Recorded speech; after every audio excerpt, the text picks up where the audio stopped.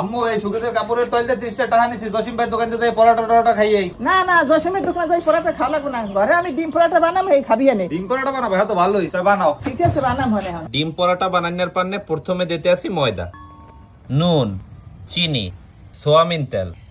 এখন সবকিছু একলগে মেয়াইতে হইবে। এখন অল্প অল্প পানি দিয়ে খামির রেডি করতে হইবে।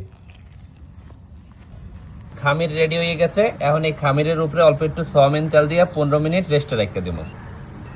খামির তো রেস্টে আছে, এই ফায়ে ডিমটা গুছ করে লই। এখন এই ডিমের মধ্যে দিয়ে দেব কুচাইন্না পেঁয়াজ, কাঁচামরিচ, হলদির গুঁড়ি, মরিচের গুঁড়ি, কুচাইন্না ধনিয়া পাতা, নুন।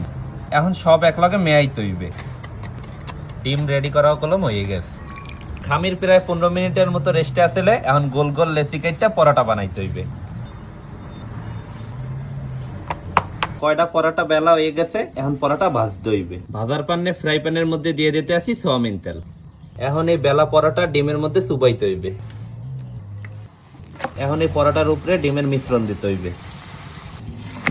যত ফিরোল ডামো অত ফিরি গেলাম ডিমের মিশ্রণ দেবো। ডিম পরোটা প্রথমটা ভাজা হয়ে গেছে।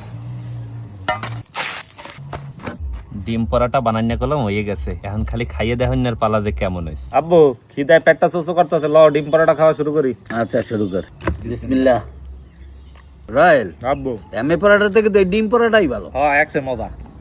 রোল ভাইয়া, হ্যাঁ। জসিম ভাইয়ের দোকানে পরোটা খাইতে যাও না, হাতে কি লস হয়ে গেছে? আরে না বেটা, লাভ হয়েছে আরো। পরে আম্মুর হাতের বানাই না পরোটা, সেই মজা। উদা পরোটা বেটা ডিম পরোটা, ওই তো ডিম পরোটা। এর লেগে বেশি মজা পাইতে আছো।